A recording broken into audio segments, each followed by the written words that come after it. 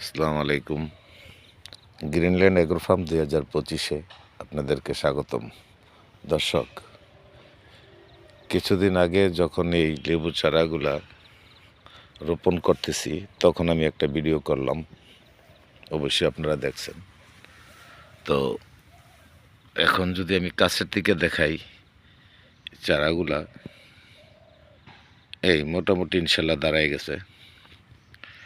একটা চারার থেকে আর একটা চারা 6 ফিট, একটা চারার থেকে একটা চারা 6 ফিট, আর পাশে 12 ফিট। এই গাছগুলা তো ছোট, তেমন একটা দেখে বুঝাইতে পারতেছি না আপনাদেরকে। আমি নিচে যদি হই তাহলে এই হইল, আর এই 4 ফিট, 4 ফিট 4 ফিট প্রতিটা সাইডে দিয়ে দেওয়া হয়েছে এই কারণে, যাতে কোনো জায়গায় আবার 3 ফিটও দেওয়া আছে। এটা একটা বেড়া হিসাবে কাজে দিবে। আপনারা যারাই লেবুর বাগান করছেন তারা সাইডে দিয়ে যদি আপনার 3 ফিট 4 ফিট করে দেন, তাইলে দেখা যাইব এক সময় এটাই আপনার বাগানের বেড়া হয়ে যাবে। ঠিক আছে? আর অরিজিনাল মাপ পাশে 12 ফিট, পাশে 12 ফিট। এখান এটা যেমন এই, আর এই আমি দেখাচ্ছি, এই হইল 12 ফিট। মাঝে পানি নিষ্কাশনের ব্যবস্থা করতে হবে, যাতে চারার মধ্যে, লেবু গাছের মধ্যে যাতে গোড়ায় যাতে পানি জমে না থাকে।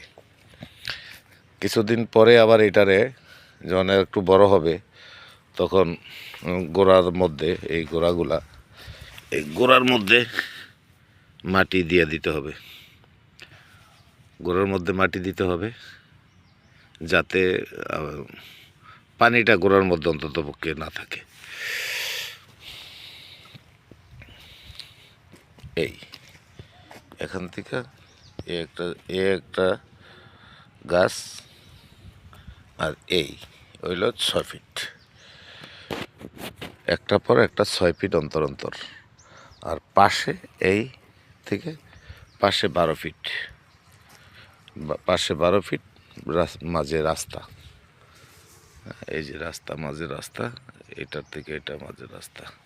গাছগুলো ছোটোর কারণে ক্লিয়ারলি দেখা যাচ্ছে না, তো আশা করি পরবর্তীতে ইনশাল্লাহ স্পষ্ট দেখা যাবে। ইনশাল্লাহ গাছ এখন দাঁড়িয়ে গেছে, পানি আছে, মাঠে পানি দিয়ে দিছি, এর ভিতরে যেতে পারতেছি না। গাছগুলি দেখেন মোটামুটি অনেক সতেজ হয়ে গেছে গাছ ইনশাল্লাহ। আমি এখন হাঁটতেছি শেষ প্রান্তে গাছের, এখানে খুব ঘন ঘন করে দেওয়া হয়েছে যাতে এটা একটা বেড়ার কাজ দিবে। যখন গাছগুলা বড় হয়ে যাবে তখন দেখা যাবে যে এখান দিয়ে মানুষ যাতায়াত করতে পারবে না। এই মাঠের ভিতরে কি আছে কেউই বলতে পারবে না এগুলি যখন বড় হবে। তার কারণে খুব কাছাকাছি করে দেওয়া হয়েছে সাইড দিয়া। এ আমার দ্বিতীয় প্রজেক্ট, দ্বিতীয় সাইট, যেটা আমি যখন চাষ করলাম তখনও আপনাদেরকে দেখাইছি, যখন রোপণ করতেছি তখন একটা ভিডিও করছি, আজকে একটা ভিডিও করলাম। এটা নিয়ে আমার এই 3টা ভিডিও হইল। তো যারা দেখতেছেন, নতুন যারা, তারা তো দেখে বুঝতে পারতেছেন কীভাবে, যদি আপনারা করেন আর কি, সামনে যা কারো যদি ইচ্ছা থাকে যে হ্যাঁ আমি এই এই লেবু চাষ করব, অন্তত লাভজনক একটা ব্যবসা, এটা লাভজনক একটা ব্যবসা। এই লেবুটার পরিচর্যাটা খুব কম লাগে, এই জন্য যারা বোঝে তারা মোটামুটি লেবু লাগায়। তা আমি শুধু লেবু না, আমার বিভিন্ন আছে ডেইরি ফার্মের প্রজেক্ট। আমি কিন্তু সম্পূর্ণ নতুন, আমার প্রজেক্টটাই নতুন। আমি আপনাদের দোয়ায় শুরু করছি, আপনারা আমার সাথে থাকেন। আর যারা নতুন উদ্যোক্তা, যারা মনে করেন যে আমি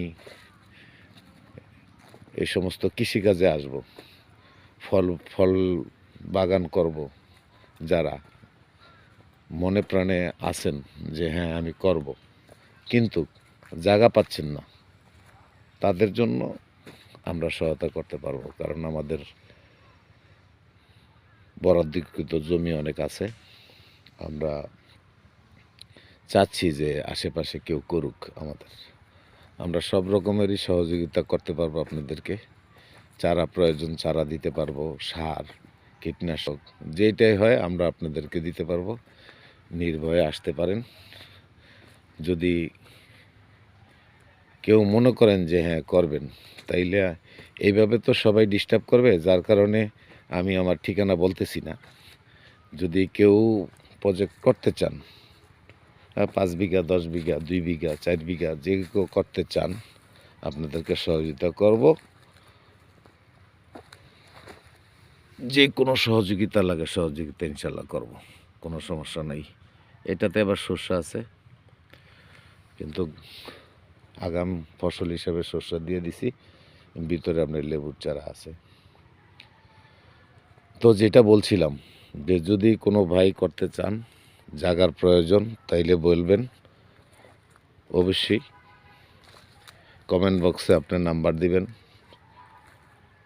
আমরা আপনার সাথে যোগাযোগ করব।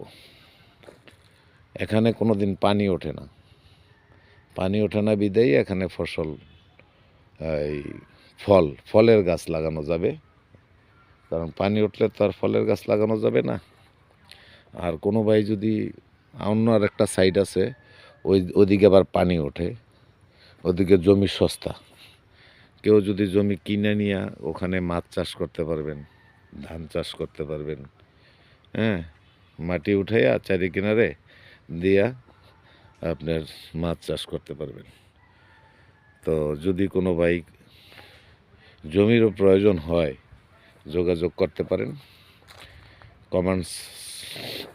কমেন্টস করেন, ওখানে নাম্বার দিয়ে দিবেন, আমরা নাম্বার আপনার সাথে যোগাযোগ করব অবশ্যই।